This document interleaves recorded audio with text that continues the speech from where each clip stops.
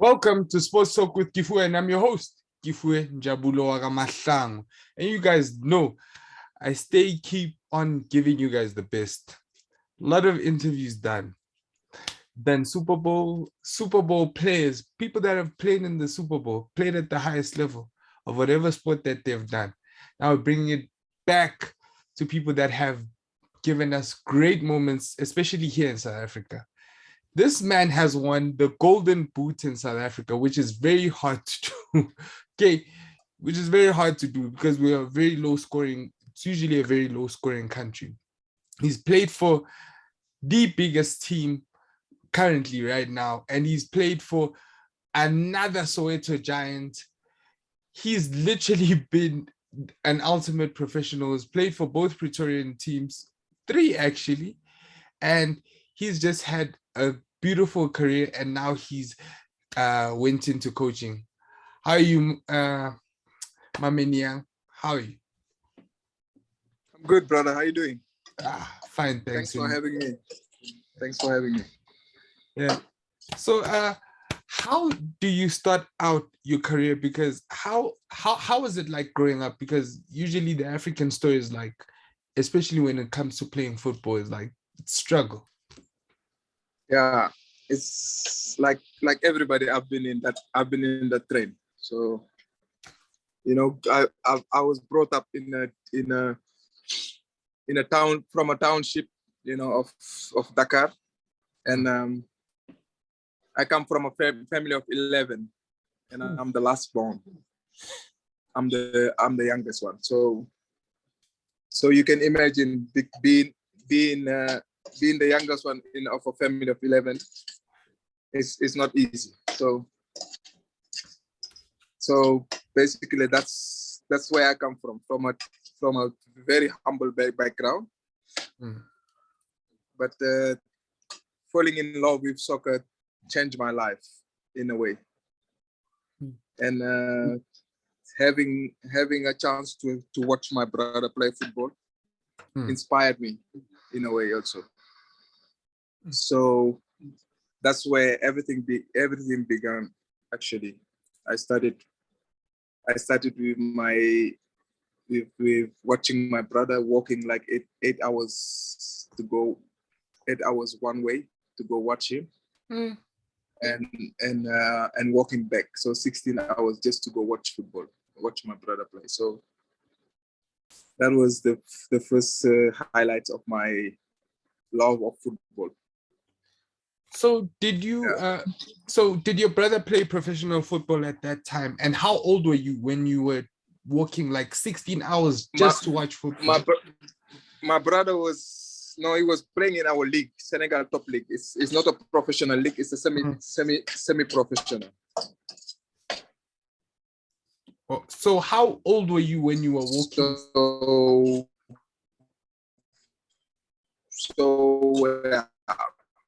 I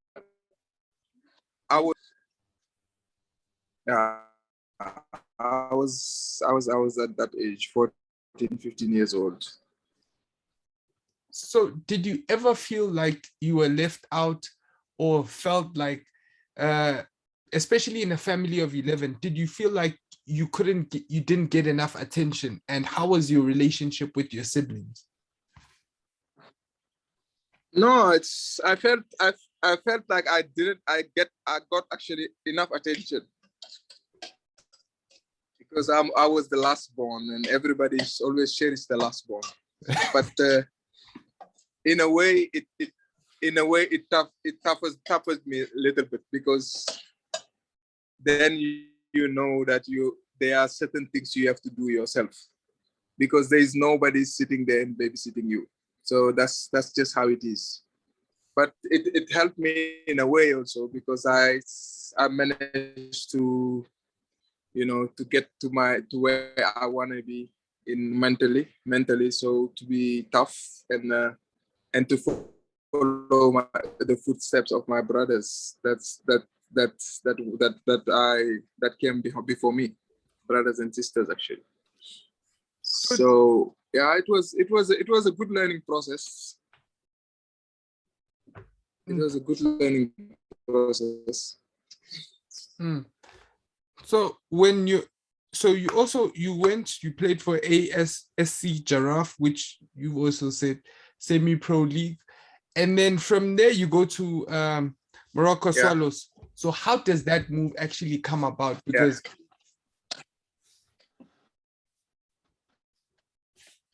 yeah. You know, I was called in the national team under 23, mm, and no, I was first called in the under 20s national team under 20s, and that time I was 17 years old.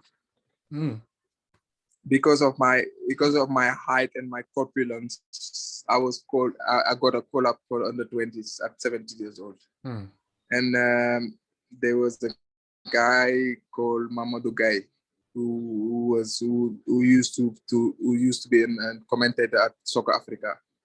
mm. Mamadou Guy. Oh, I'm Mama, sure I'm yeah. sure everybody knows.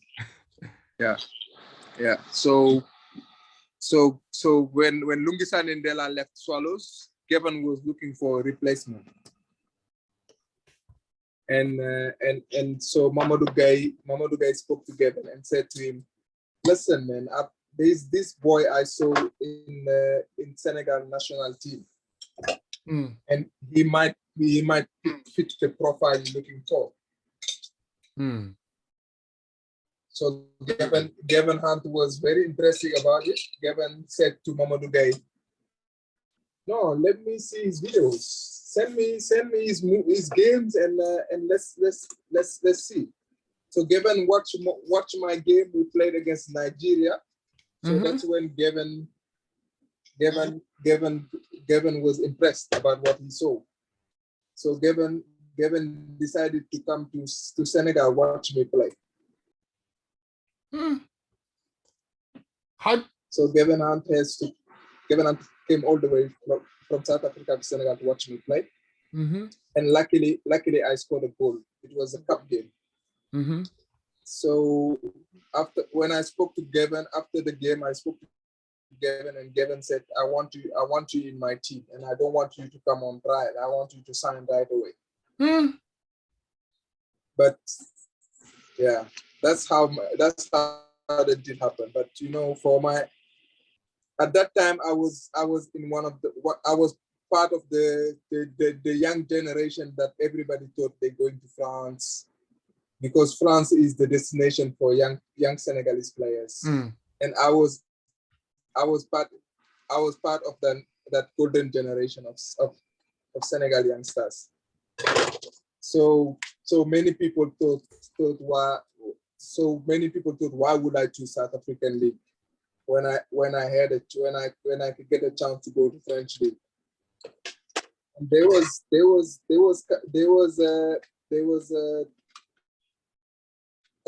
from Metz in France. Yeah, Matt. Premier League. When Adebayor left Metz, Adebayor left Metz. Yeah.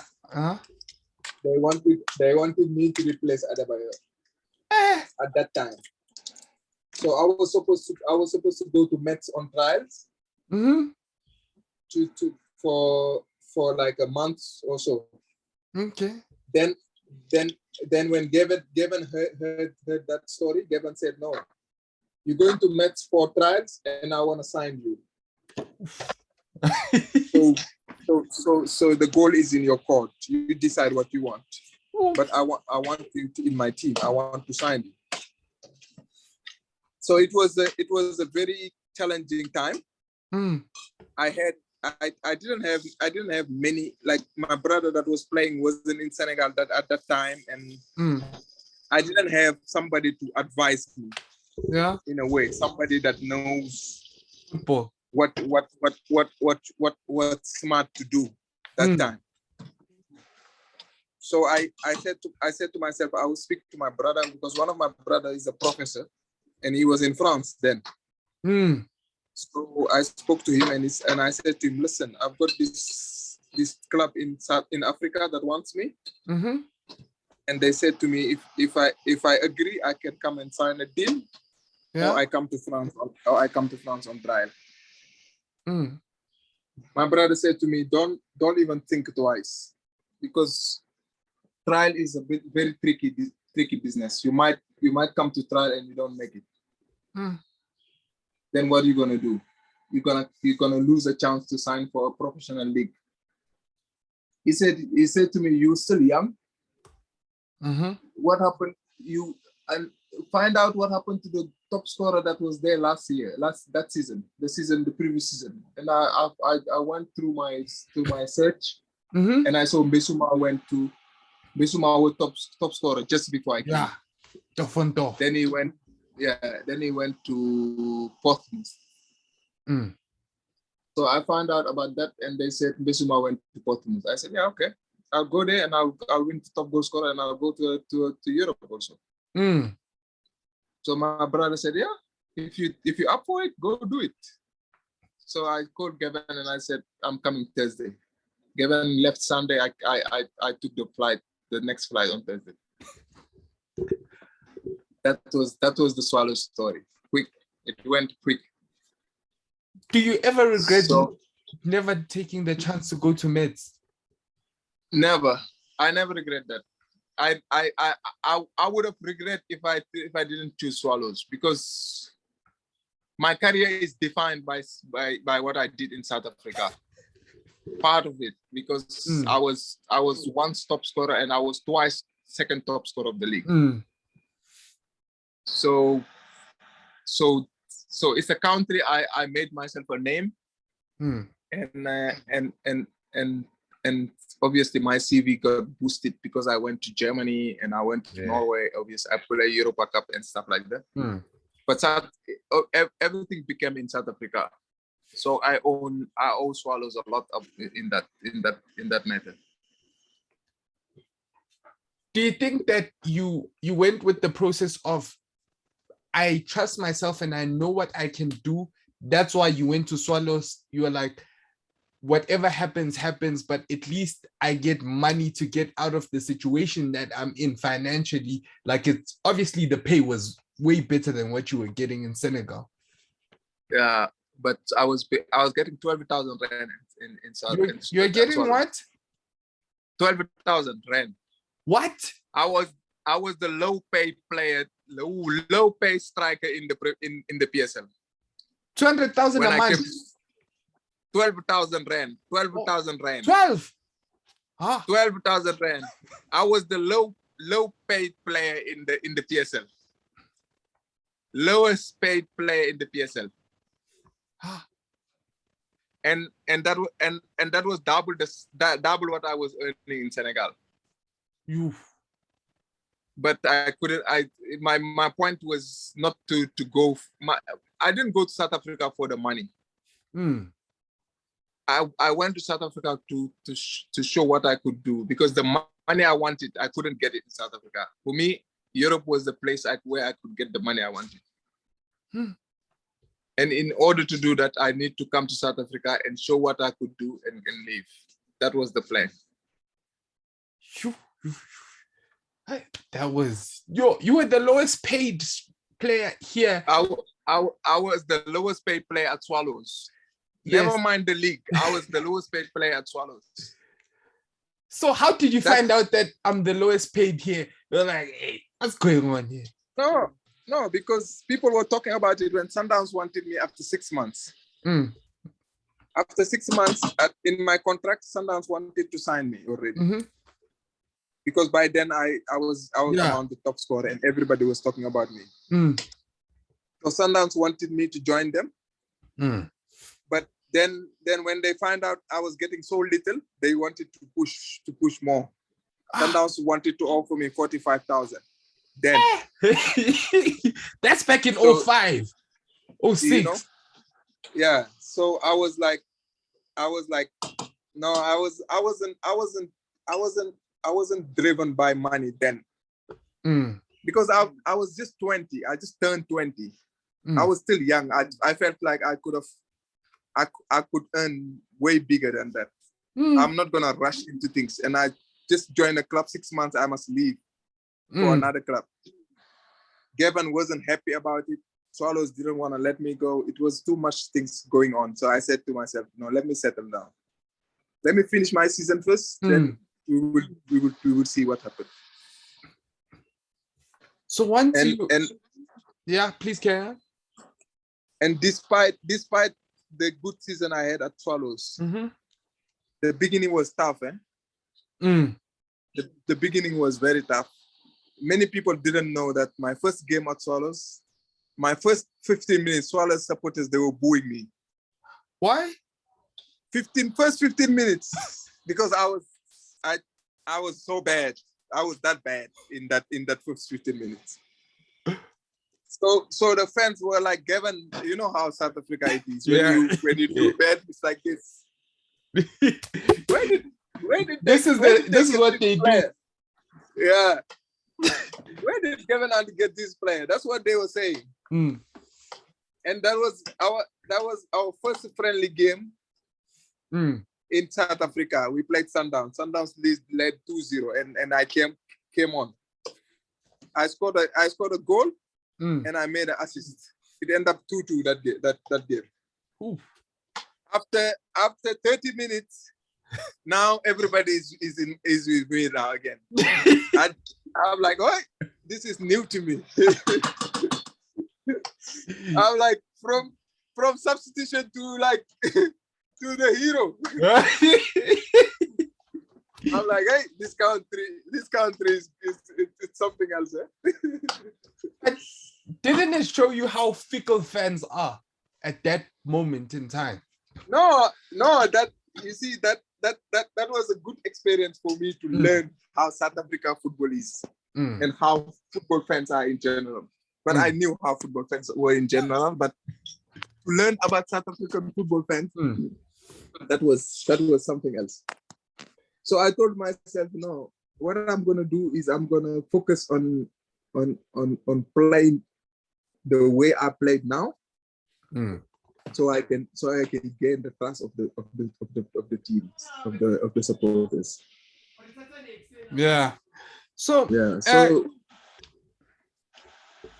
So after that first year that you complete, does Swallows up your contract? Because right now, like your hot property, you've just gotten the golden boot, and Sundowns just offered me 45,000 a month. You guys are paying me 12,000 a month.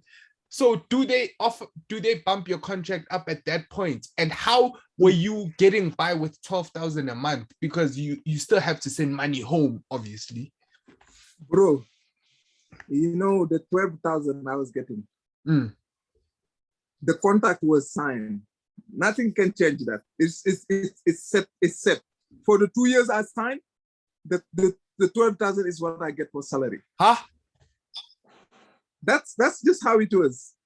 They couldn't change it. What helped me is my sign-on fee, because I had a small sign-on fee. I can't remember how much the sign-on fee was, but I had a small sign-on fee, and I didn't have much. I couldn't speak English. I didn't have a car. I was living in a place where Swallows driver come fetch us and drop us. I didn't go anywhere. Everywhere I go, I walk. I didn't stress. I was like, I didn't go to malls, look for girlfriends. I didn't do that. I was very easy guy. As long as I have DSTV and I watch Premier League, I'm good. That's how I was. I made my life so simple that earning 12,000 didn't hurt me at all. You understand? Yeah. If I had big eyes and I said I wanted a car and I wanted this and that, then I will make myself more things difficult for myself. Yeah. But I didn't do that. So I told myself that I was just gonna focus on doing things simple and work, training, rest, eat properly, watch football. That's all I did. Once in a while, I ask the driver to drive me to the mall. I buy some clothes, go back home. No stress. No stress. I just wanted to play football. I was happy to play football.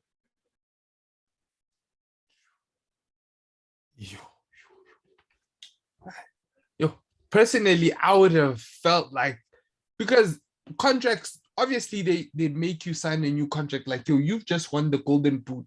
Like, they'd make you like sign a new contract.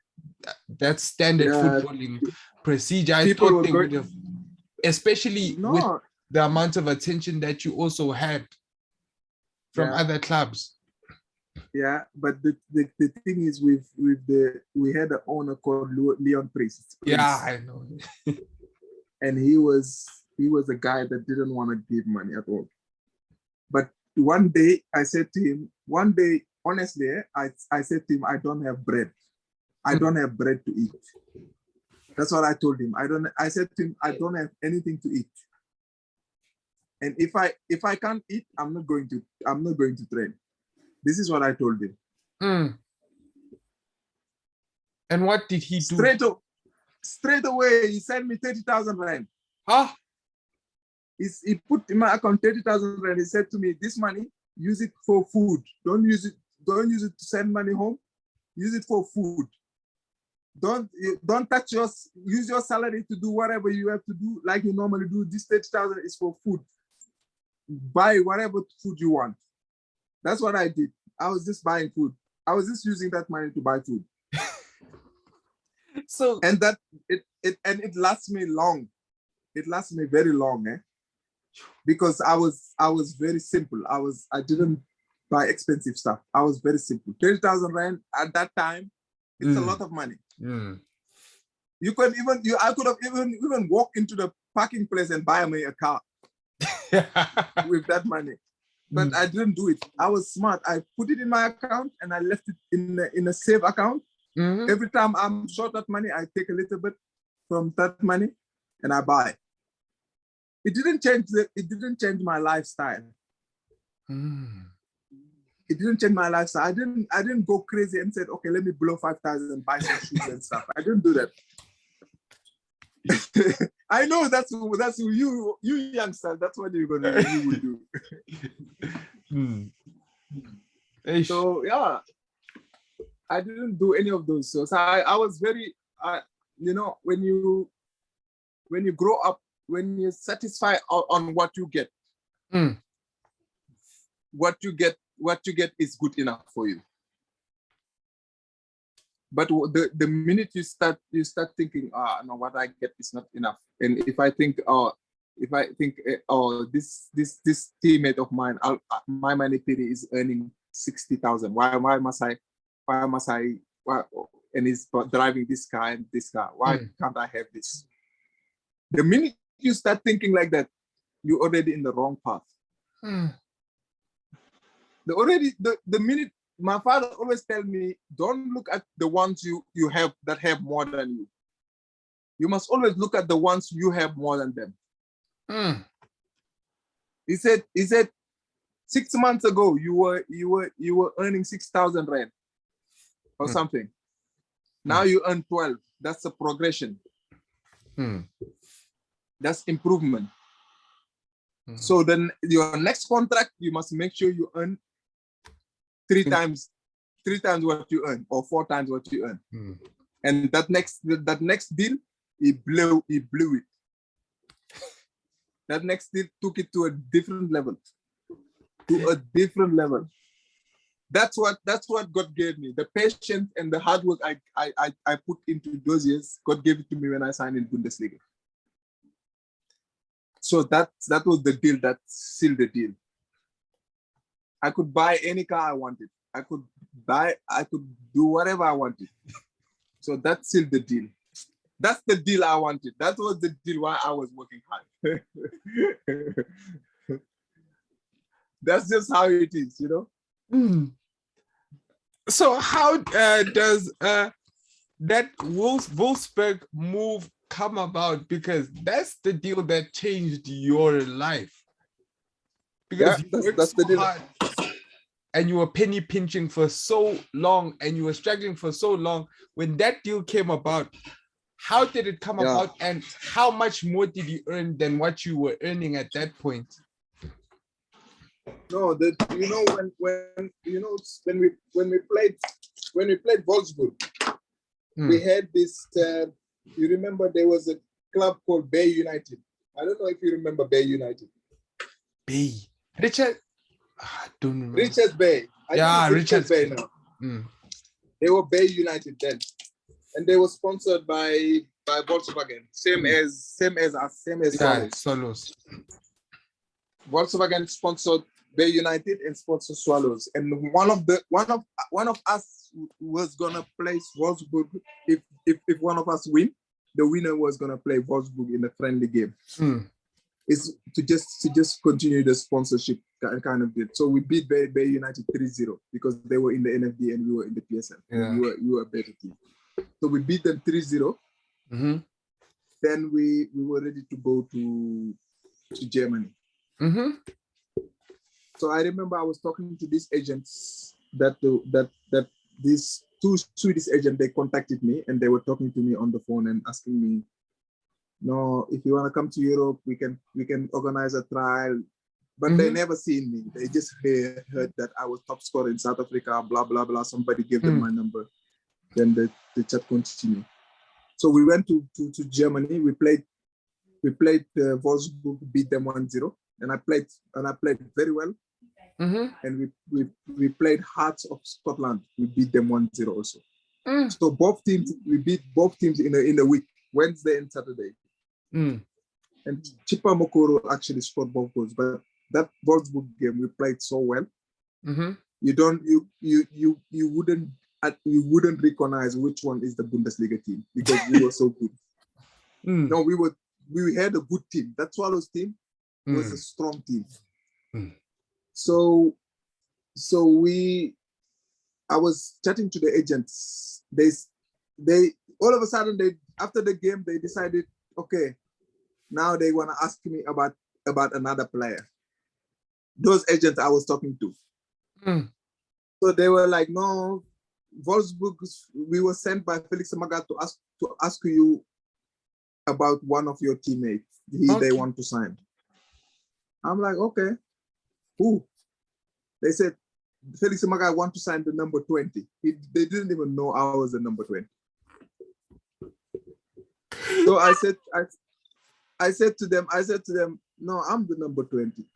Then they went crazy. Then they wanted to sign a mandate. All of a sudden, I'm like, hey, relax. You were thinking I was another player. That's why you were trying to. This is the funny part. I had a fucked up phone. That phone, like the button you press to answer is gone. The button is gone. So I'm like, God, this guy is gonna. They gave Felix Magath my number. I said, this guy is gonna call me. I'm gonna press. He's not gonna answer. This thing is not gonna answer. And you know how much I struggled to press that phone for it to answer. I struggled, bro. So luckily, you know what destiny. That's why I believe in destiny. Magath just called me. I just pressed my finger. I just put my finger in it, and it answered. It was on. So he's like, this is Niang. I said, yes. He said, I'm Felix Magath. I'm coach of Wolfsburg. I want you to stay with us.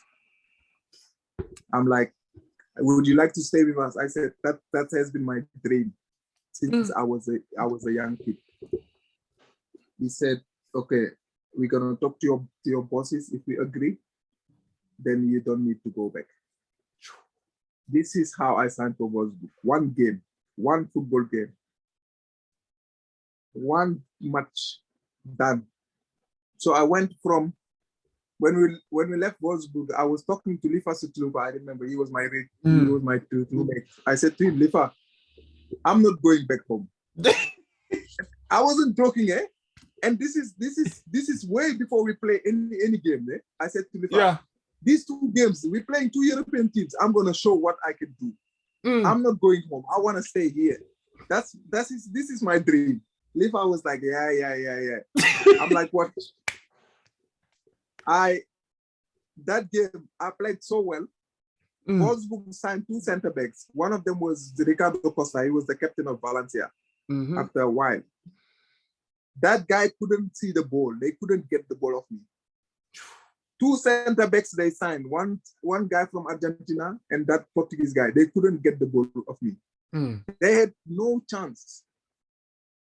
I signed a deal, and when we left South Africa, my balance, my bank balance was 200 rand. I had 200 rand left in my account. 200. Yeah. My sign-on fee. My sign-on fee was 2.8 million rand. Ooh. My sign-on fee. 2.8 million rand. My salary was 600,000 rand. So to tell you how life can change, how things change. So in the space of 1 week, I went from 200 rand to almost 3 million in my account. So that's just how life is, how things can change in life. And if you work hard and you are dedicated to yourself, things just happen. That's just how life is. When you believe in yourself and you believe you can do it, it will happen the way you want. So just boom. That's when my life changed. So from there on, I was just playing for fun. After I left Germany, I was just every club I was just playing, my friend. I built myself a nice house by the beach in Senegal. From there on, my friend, I was just chilling. I didn't waste money. I wasn't that guy, that goes and buy Louis Vuitton. I wasn't impressed by those things. I would go to Levi's. I'll buy myself some jeans. That's the expensive things. I never own a Louis Vuitton. Louis Vuitton things. Maybe once I bought a Gucci and I bought some expensive Louis Vuitton, one pair, finish. I used my money and I bought apartments, houses, done. I said to myself, even if I don't have 1 cent in my account, if I have 20 rand in my account, it's fine. But I have properties. I own properties. That was my goal. I didn't want to have cash. For me, cash is like something you need when you want to go to the restaurant or you want to go shopping. But for you to be wealthy, you need to have something that you say, okay, this is mine and this is huge. That's what I wanted. So the first thing I did, I sent my brother to Senegal and I said, buy me a house by the beach. So that was what I wanted, and I got it. That's all I wanted. After that, I was enjoying football because I told myself, God, now you came, you answered my prayers. Done. Now I can focus of enjoying the game. So when I come to Sundowns, people are like, yo, you are earning too much money. I said, I'm not earning nothing. You guys don't know what's earning. When I come to Sundowns, I was one of the highest paid. That was the truth. But compared to Bundesliga, it was nothing, bro. It was nothing. It was nothing. It was nothing, bro. So you were speaking about you were buying properties. So why did you buy properties and where did you buy those properties? Because you said those were investments. Were those like investment properties or were those properties that you were going to live in? No, investment, obviously. The house in Senegal, it's a place I live. Yeah. That's my place. That's where I live. Because I wanted to have a house by the beach. That was my goal. But then I bought 2 bachelors in hilltops in Midrand. That I was renting out.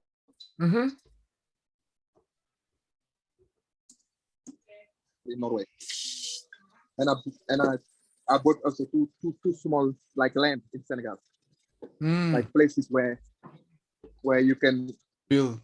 Further away you can rebuild it. That was the plan. So that's what I did. The first thing I did was that to use the money to buy property. I didn't blow the money. Like I gave my family, I opened a small business to everybody, every member of my family. The rest of the money, I put it in the soil. That's what I did. I spend it. Obviously, you have to go on holiday. These things is part of our life. You have to spoil a woman. Women, they can buy the Louis Vuitton, all these things. The woman can have it. Me, I don't need those things. I need one item that I like. If I see that I like it, I watch. Watch is my problem. Cars. I buy one car. One car that I know is nice. Done. I don't change. I signed for Sundowns. I want Super Sport. I have the same car. From Super Sport to Sundowns to Tax, I have the same car. I didn't change my car. And what were you driving? I was driving a 3 Series. Okay. A BMW 3 Series. Modern players, every contract they sign, they want to upgrade. Every new contract is like, I'm driving a 3 Series. When I sign, I must drive a Jaguar. When I sign, I must upgrade. It doesn't work like that. When I hear stories of players, former players I played with, I heard the story of this boy that was at Sundowns. Yeah. That people found in the bin eating stuff like that. What was his name? Chosi? No. What was his name? I don't remember. That young boy, man. No, that's crazy. It's sick. So he ended up being homeless. But in South Africa, you get so many of those stories that it's no longer news anymore because it happens a lot. Yeah, it happens. But you know one thing, education is important. Some of these boys, they're not educated. They get an agent that show them papers they don't even understand. They just sign. Some of these boys didn't go to school. They didn't understand most of these things. They just sign a paper, done. When they sign the paper, only to know that the agent is taking 25%. They end up having a little bit of money and they think they have a lot of money. They start buying cars, they start doing these things. Buy a home. The first thing you do, buy a home. You know when you have a house, nobody knows if you're broke or you are rich. Because you can eat peanuts. You can eat peanuts in your house. Nobody knows what you're eating in your house. But if you don't have a house, no matter how rich you are, people don't respect you. You must own a place. Own a place. Whatever happened, no matter how tough it is, and no matter how tough it is, you have your place. You know this is mine. I make sure I pay the bank off. Boom, out. So you're done with that. That's out of the way. You don't think of rent. You don't think of anything like that. The only focus is play football. But South African boys, when they get the sign-on fee, they wanna buy a car. They wanna buy a car for the girlfriend. They wanna build it for the mother. Why would you build for your mother? Bring your mother.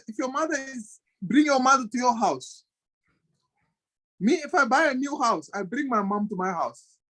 Luckily, my father bought my mom a house, so I didn't need to bring my mom. My mom doesn't need a house. If you buy my mom a house, where is she gonna leave your father and go to that house? I don't understand that. Me, if I have a house, my mom is old. I don't need to buy my mom a house. I'm gonna buy a house, she's gonna die in 20 years' time. Bring her into your home, use that money. You're going to build a house for your mom. Bring your mom home. It's important to have your mom home. Bring your mom next to you. You don't need to spend money to buy a house when you can buy yourself one house, one big house, and put your mom inside there. You know, you have your mom, you have your wife, 2 women helping you. There's nothing better than that. There's nothing better than that. There's always somebody cooking. You must know you can focus on just training, eating, getting fit. That's all your job is. Mm. You know when the difference when you played in South Africa and you played in Bundesliga. When I came to South Africa, I have to look for my apartment to rent. I have to look for a car. I have to do all those things. And a footballer's mind, professional mind, doesn't need too much of those things. When I went to Germany, the first day I came, I got a Touareg. Oh yeah. I got a Touareg V10. Okay. New, brand new. Parked at my place. They said to me, when you're done, they park it at the hotel. They said to me, when you're done training, they put the GPS, give me an address, drive there, check the apartment. If you like it, you take it. If you don't like it, tomorrow we look for another one. They do everything for you. You just drive there. Oh no, I'm not happy with this apartment. You move on. Drive another one. I'm not happy. You move on. When you like the apartment, you said I like the apartment. They give you a budget. How much do you need to fill it up? You said 10,000 euros. They deduct it from your sign-on fee. You don't do anything. They bring movers, people that moves everything. They fit everything in it. Sofa, bed, decoder, TV, Wi-Fi, everything is set. You just come and move in with your shoes and your whatever you bring. Done. So they put you in a position to just come and perform. Nothing else. They don't ask you to do anything. They just want you to perform. That's it. Now you sign in African teams. You have to do everything yourself. Everything. Nothing. They don't do anything for you. Everything you must do it yourself. Then you still must perform. Plus, I'm like these African teams. But it's the things we need to change, man, in our game. Help our footballers to become professional enough. They talk about professionalism in the PSL. Yet you see clubs, they train with one kit. The kit, they wash it, you train with it. Some kids are tiered. No, it's crazy. Where? Where did you see this? I don't know about this one. Bro, I'm telling you, I'm not going to mention any teams, but I've been training in teams where the jerseys are tiered. I want to be a coach one day in South Africa. If I mention the team, then they said, oh, you're not going to be our coach. You're talking shit about us. Oh, I understand. So that's what happens. I'm telling you, bro. Those things you see in South Africa. So, when it came to agent fees, what did you understand what agent fees were, and did you have an agent when you were moving to Wolfsburg, and how much percent, or what percentage did they take from your signing on fee?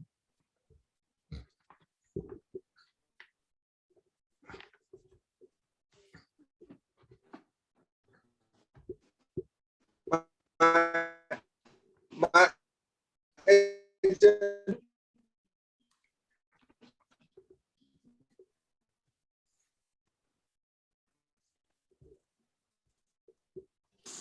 you know, when the agent fee was 10 to 5% something, an agent signed me from Swallows from Senegal to Swallows is the same guy that took me to Germany, is the same guy that took me to Norway. He discussed all my contract, Steven Kaplushnik. Mm-hmm. And I didn't see him as an agent. I saw him as a brother because he helped me a lot. Mm. It was like I trusted him. He was an honest guy. I trusted him, and he did a lot of things for me. You know, up to today, we still in contact. Till today, we still talk. So it's the kind of agent any player would love to have in your corner, because he makes things easy for me, by helping me and guiding me. And so what did he I didn't get how much percentage that he actually took, and what how did he actually make your life easier as a professional footballer, and did he make you understand your contracts better? when the deal comes, it doesn't the contract if I agree with sign. But what he used to do is when an agent signed a deal, 3 years deal, he's got 10% of the whole package, sign-on fee and salary combined. Okay. 10% of the whole package. So what he used to do is takes the 10% from my sign-on fee. It doesn't touch my salary. Oh. Yeah. But the rule that's is how, that they take it from the whole thing. From your salary, there is 10% from your salary and 10% from your package, but he only took 10% from your package. Yeah. Let's say the total of the sign-on fee is 100,000. Mm. And the total of the salary is 100,000. Mm. He must take 20,000, 10,000 a year, 10,000 a year. True. So instead of doing that, he takes 20,000 from the sign-on fee and leave your salary. So every month you get your salary as it is. That's how we discuss it, me and him. So, and that's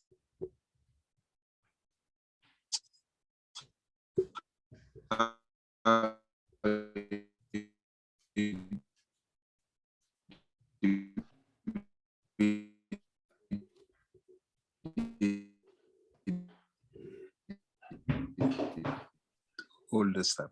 But it was like that. Bottom line, it was like that. There's nothing we could do about that. No. So that's unless you decide. But the good, huh?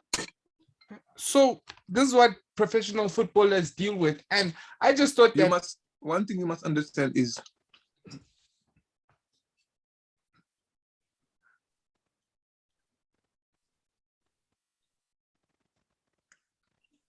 your network is slow.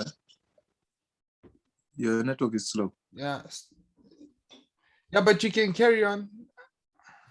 Yeah, what I'm saying is agents, when they discuss a deal for you, because of what they get, they have to discuss a good deal for you because of the 10% increases if your deal increases.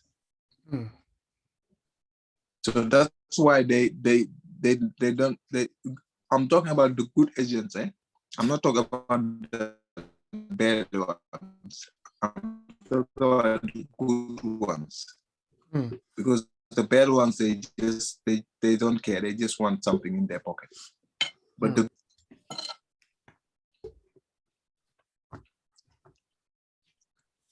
the good ones always want to support you and make you a better person. So how did it feel actually being in the Bundesliga, and you only played 4 games in it, but you were mostly just loaned out to Norway? So how did that feel that did you feel like you got a fair enough of a shot in the Bundesliga? I went to when I went to Wolfsburg.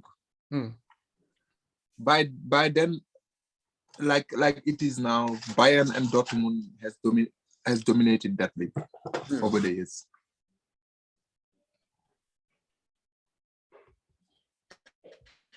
But that those particular 2 years, Wolfsburg took over. From Wolfsburg team that was the best in the Bundesliga, because we had the two top scorer. That's the first time in the history of the Bundesliga that happened. Two top scorer of the league in the same team. The first top scorer, the top scorer of the league is our striker. The second top scorer is our striker, and those two are the one that play. And I was unlucky enough to be part of that squad. Those two, Graffiti and Dzeko, scored 56 goals together. 56. It never happened in the Bundesliga. Never, ever. 56 goals. A duo scoring 56 goals. It never happened. Lewandowski and what's his name? And Müller. Yeah. Lewandowski scored 41 goals. Last year. Müller scored 10 goals. And that's still they didn't reach that. So that tells you how unlucky I was to be in that team, in a way. That's why I played so little, because I was in a part of the best, one of the best attacking team in the Bundesliga. So you go to Norway, right? With Kongsvinger, where you are right now. So is that where you met your wife?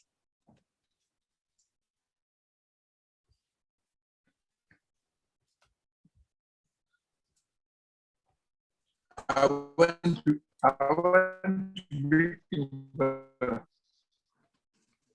yeah, this is where I met my wife.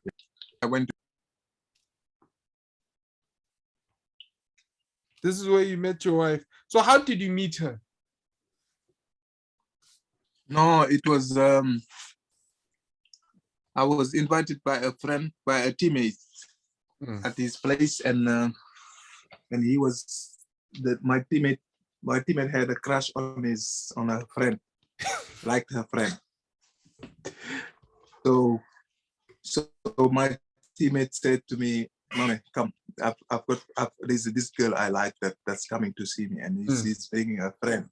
She's bringing a friend." He said, I said, "A friend, okay, I'm coming. Okay. I'm coming. I'm single, most, so I'm tagging along." Yeah, you're the wingman. So distraction. You're the distraction. You know, I'm the distraction man. So I came, and there she was, my wife. There she was sitting there with a friend and stuff. I was like, okay. So she was shy. She didn't want to talk and stuff like that. But you know, me and Africans, and we are confident. We when we want something, we go for it. I started the conversation. So this is how we met. Just out of the blue. Now, 12 years after. That's why I believe in destiny. Destiny is important. Did your friend ever get her friend? Was he No. He basically, that meeting was made for me. He thought he was. I was supposed to be the wingman. I end up making him the wingman.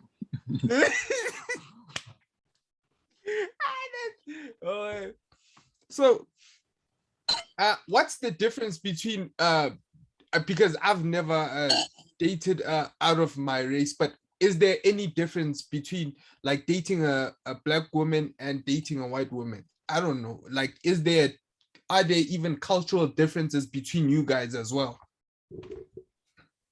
Yeah, there's challenges always, cultural challenges.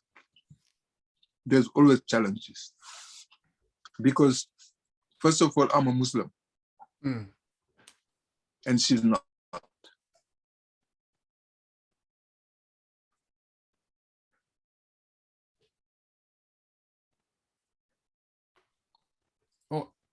Besides that, what are any other? That's one. I'm African, she's a European. Our culture with differences, like in a culture-wise, there's always we do things in a different way. Race-wise, we do things in a different way. Black and white are two opposite, two different things. They do things completely different. So that's the challenge you always face. So but how are you able to actually make it work?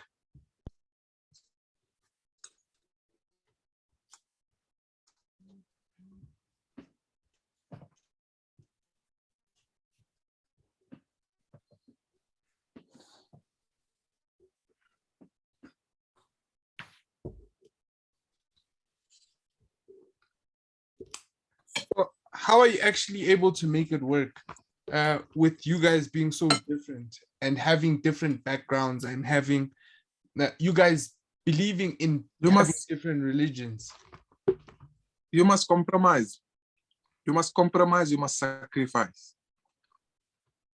There are things, sometimes there are things in her culture that she has to compromise in order to make our marriage work. Same with me. There are things in my culture I have to compromise to make in order to make our things work.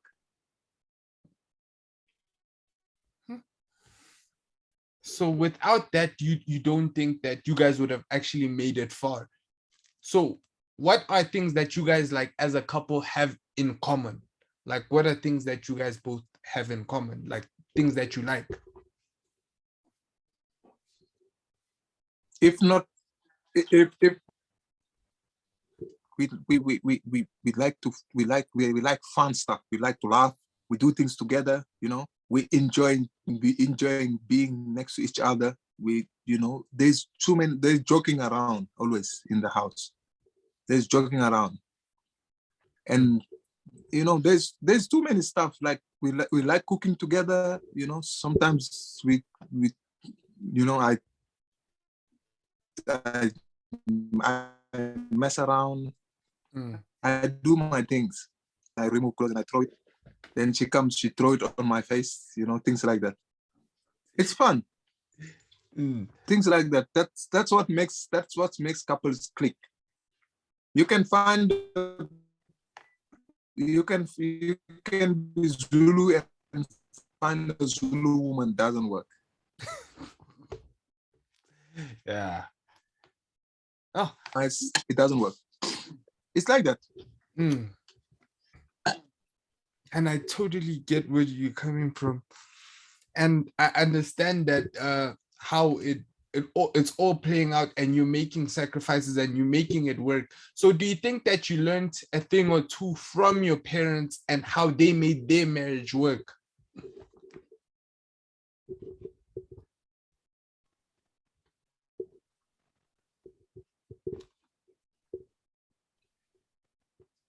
My father always say, to be good, your woman must be happy. You get that? If the woman is happy, the house is happy. Woman, you must know, there's nothing done. If you piss the woman off, nothing is done. So happy wife, happy life. Thank you. So even if you're angry, it doesn't matter. As long as the wife is happy, it's fine. Didn't you hear what Chris Rock said? What did he say? He said only dogs, women and children are loved unconditionally.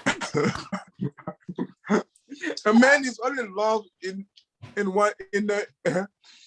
the condition he provides. Simple. Don't get yourself fooled. Your girlfriend, I see your girlfriend, you and your girlfriend are so cuddly, stuff like that. If you don't provide, she's gonna find another guy.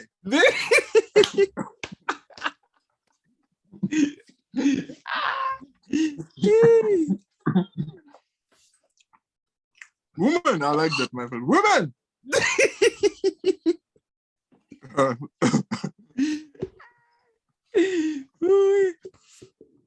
So you go to Norway, you play in the second division in Kongsvinger, and you actually first played the first division, and then you play second division. Yeah. Those who are correct, because I swapped them around. I don't know why I swapped them around here. And then after that, you come back here. So now you already have a girlfriend, and now you have to make it work long distance. Or does she come to South Africa with you? Because you come back because you were without a club for like 6 months, and then you come back to Super Sport. Yeah, she came with me. We were together. Oh. She was living in SA while I was playing. Oh, so it wasn't long distance or anything. And even the even the 6 months that you spent without a club, how did those 6 months feel? Because now you were without something that you love and you were without a salary. Yeah, but that's why I said I didn't blow my money off.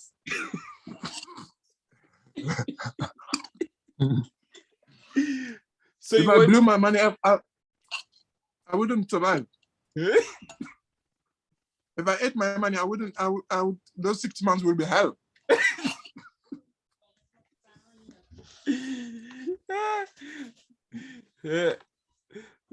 So how was it moving to Supersport with United with your wife at that moment? Because you left South Africa, you didn't have a girlfriend, didn't have anything, just left like, hey guys, peace, I'm out.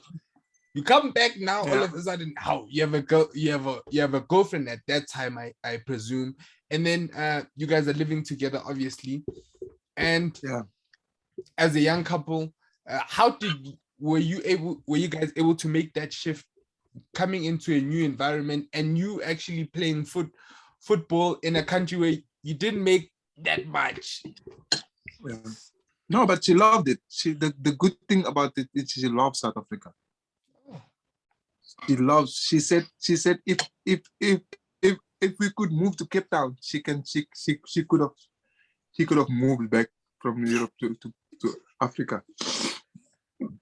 I'm like, I'm not going to Cape Town. I'm not living there. I like Joburg. I'm a Jersey boy. You don't like Cape Town? Cape Town. I like Cape Town. Cape Town is a place I would go for holiday. It's not a place I want to live. Cape Town is a nice place to go for a weekend or a week. But Joburg is a place to be. Oh, so you just love Joburg, because Joburg was the place that you first came to, you conquered that, and it took you to the world. Thank you. Joburg, Joburg is fast. Joburg is fast. If you're slow, you can't live in Joburg. Look at how many players came from KZN and all these these cities. When they came to Joburg, you don't see them anymore. They're gone. Because the life is fast. If you can't handle it, you will never perform. How many of them? Just name them. How many of them? A lot. They came, they couldn't deal with the Joburg life. It's too fast. Yo, Busy Corner, yo, Tembisa, all these places. They will kill you, my friend. You even know the places. Bro, that's why I said I'm a Joburg boy. When did you go out partying? How? Because you were living a simple life before you left. So when you came back, you were like, let me start going out. When I came back, obviously I had to. When I came back, I had what I wanted. Now it's time to party. The pockets are also not empty anymore. No, exactly. So when you earn 12,000, where are you going? Where are you going? If you take a girl, what are you gonna buy for her?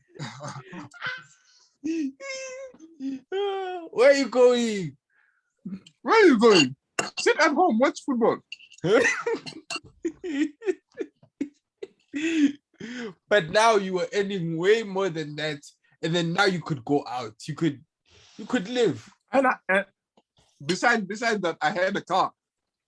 Mm. When I came back, I had a car. I could drive to places, you know. Mm. So Yeah, and when you came back, it was before Uber. So yeah, it was before Uber. the only thing that you could get was like a metered taxi. Remember? And those were expensive. Yo, Meter taxi. Yo. They start before you even get in. They start. I felt like I want to hold their fingers. So they don't press. Oh. Especially when you come from the airport. Those dudes, they'll kill you. Yo, those dudes, they were expensive.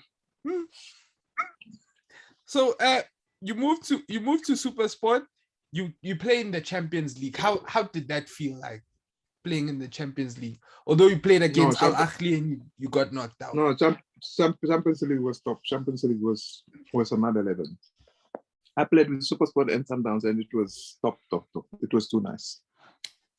So because I played Champions League before I even came to South Africa, because my team, remember, I won the league in Senegal. In Senegal. In Senegal, I won the league, and we played Champions League. So I had a little bit of experience of Champions League before I came, and it was a nice experience, and it gives you a chance to travel Africa, because there are certain countries in Africa you will never be if you don't have money or you don't play football. There are some Africans, they live till they die. They've never been in certain African countries. And that's a shame, because I feel like Africa should be one place. Everybody should be able to travel to other places and see how people are living, see different cultures. But it was a good experience. Champions League was top. So whilst traveling, doing Champions League duties, what place do you think is Africa's hidden gem?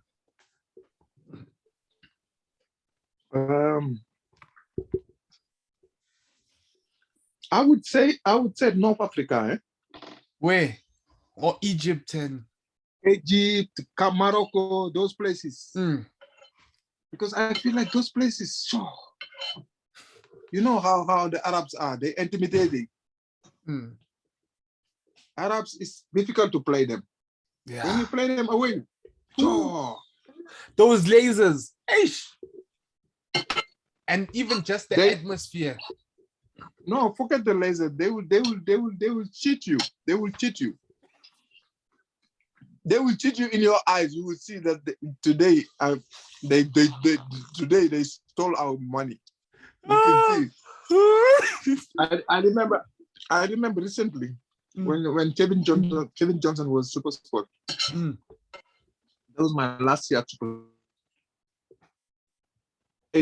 We played CAF Confederation Cup in Tunisia, and we played Etoile de Sayed. Oh yeah. Bro, that team, I scored a header. I scored a legitimate goal. Header. Cross from Sibisiso Kumalo. Cross from Sibisiso Kumalo, I headed. In. Bro, we went to celebrate. The referee said handball. Handball. Like, when you can't say push, when you can't say free kick, or you can't say offside. Yeah. You need to find something people know and understand. They said handball. I'm like, if my hand is that strong that we can push the ball so hard in the net, then I don't know.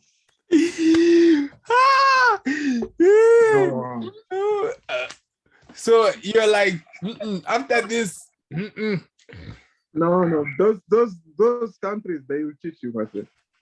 But don't you think now we're heading in the right direction? Because now we're heading in a direction where most matches because I feel like the problem is not all matches are televised. Like when you get with UEFA Champions League and with with Europa League, like we need more matches to be like, we need one entity that's going to like almost distribute into other countries, that's going to have those rights for everyone, and then just give them to the other countries where they're TV stations or whatever, so everyone can be able to watch it, so that the cheating is minimized, so that when someone thinks of cheating, like, ish, everyone's watching. Yeah. No, they should actually not only one channel. They should televise the games. Africa is developed in that sense. They should televise the games. They don't have any excuse not to televise games. Right. No, they don't. An issue. Rights are always an issue. They don't have any excuse. They like when if Supersport can go to every country in Africa and put the games on TV. Supersport has that power. They can do that. So why can't they? No.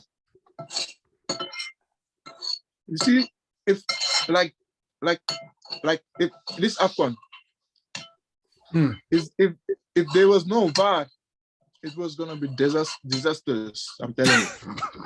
Or it was a disaster with VAR. Hey. It's already disaster with VAR. so imagine without VAR. Yo, teams are gonna be cheating. Yo, it's been a disaster with VAR, and I've been asking myself, like, hey, what's going on? Like, the officiating has just been poor. They've been so poor. And then there comes Gomez, Mr. Gomez. I'm like, he's helping Senegal now. But it's I in one way I thought he took that one well. Yeah. Because this handball and ball to hand rules, I don't get it. The thing is, I feel like in European countries, it's usually like they already have set their template, their understanding. Obviously, English refereeing is usually it's the poorest level of officiating in Europe. If the level of officiating in England almost is just a bit better than African officiating, but it's poor as well. But in most of those English referees are also very poor. Yes, that's right. Sometimes when I watch Premier League, I get pissed. When you see I think English referees, they are old. Because sometimes you can see what VAR shows you on the screen, and everybody can see there is no contact. They still keep penalty. No, those ones, they are bad. I think the best referees come from Italy. Italians and Germans. Referees. Yeah, that's where you get the best referees. The best referees, the Italians. Remember Colina? Yeah. That referee without hair. He was so good. That guy was so good. Yeah.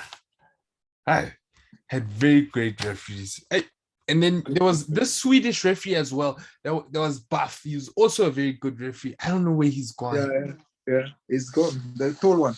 He was tall. Yeah, he's no longer refereeing that one. Apparently, he had cancer. Oh, gosh. You know, cancer is too much in this part of the world. It's killing people like crazy. Yeah, we've got other pandemics, but let's not get into that. Yeah. So you go from Supersport and then you go to University of Pretoria for one season. Why did that happen? Like, you went from, why did you move to University of Pretoria? No, the thing is with the tax deal. It happened because Gavin, because I was having problem with Gavin. You understand? What were those So- problems? Because Gavin was the No. one that initially brought you to South Africa. So when you came back the second time, what happened?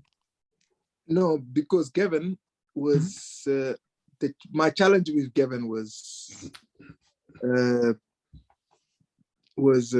he brought me back. Mm-hmm. Then he brought Nathan Forse. Oh yeah. I said to him, so you buy me and you buy a same guy that's have the same characteristic as me. Mm. I said, okay, I see what you're doing. And I came to him, I said, I don't want to fight you because me and Gavin, we had a good relationship since I came first time.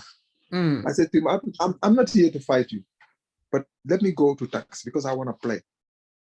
Mhm. I don't want to be playing 2 games and the next game I'm on the bench 3 games, and I don't want to play every single game because I'm that age. I'm at that age of my career. So he said, okay, I'll let you go on that tax for a loan for 1 season. So I said, no, let me go sign for tax. Don't loan me out. Let me sign for tax. Let me go free. Let me go to tax. He said, okay. He said he went to Stan. He said to Stan, he wants to go free. Let him go free. I took my clearance. Tax signed me straight away. Didn't you I take hit the a huge ground. pay cut at that point? No, I took down. I went down. From Supersport, I went down to tax. I went 20,000 or something. Just I wanted to play because that time I wasn't worried about too much. I wasn't worried about how much I was earning. I wanted to play. So I went down and I went to tax, bro. I was scoring like for Yeah, I fun. remember your tax days. Ooh. I was scoring, bro. I was like hot. That's the season like defenders were scared of me. Mm. I got a picture of me, Lucky Lekwati. We played Paris, Lucky Lekwati and Roy Mamusa. And those ones were the toughest defenders in Roy. the league. Ooh. Hey. Those two. Hey. But when they see me, bro, the tunnel, their eyes, you can see their eyes. These two. Even Roy Yo. with those big eyes, he had those big eyes. Roy's, they were scared, bro. That picture, if you go on my Instagram, you will see that picture I'm talking about. Yeah. I jumped, they both did like this. I scared people that I was scary. I look at my pictures then, and I see myself, I was like, Joe, even I'm scared of myself there. The way I look there.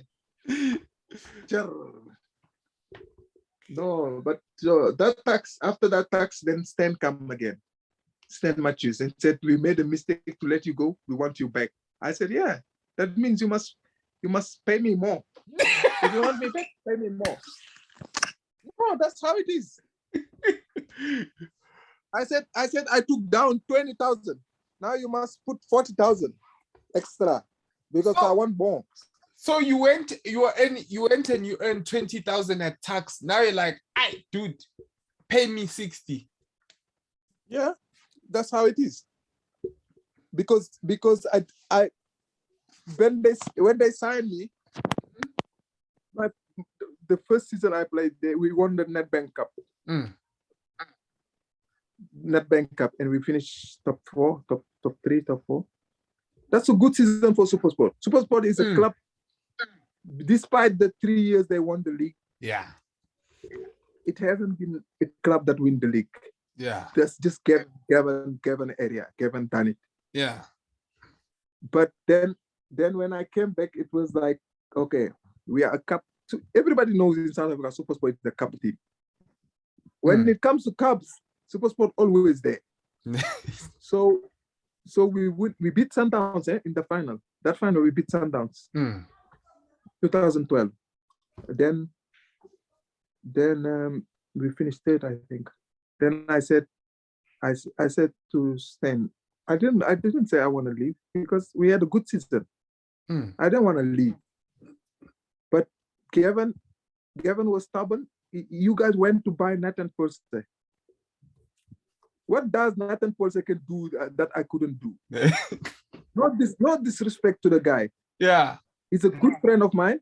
But I said, what Nathan can do, what does Nathan do that I couldn't do? So why would you buy a same guy that same similar characteristics as me? Sure.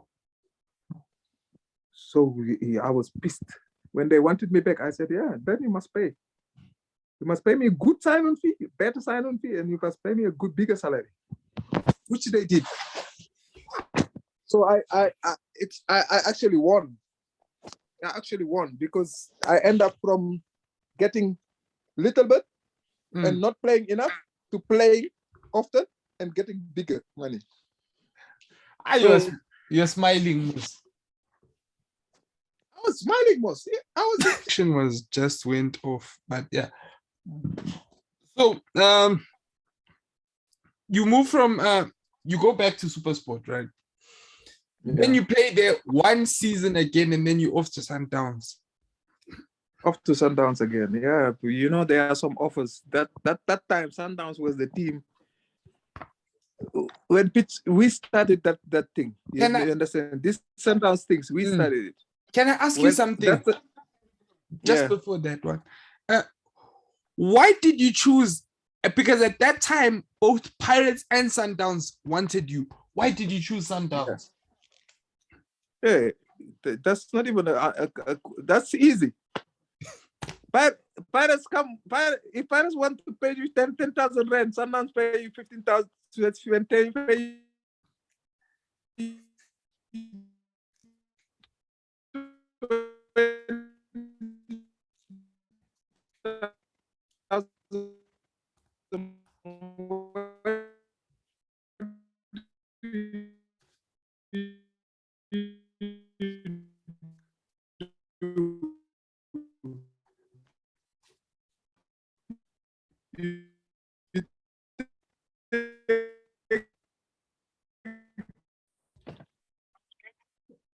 Yeah, sorry about that.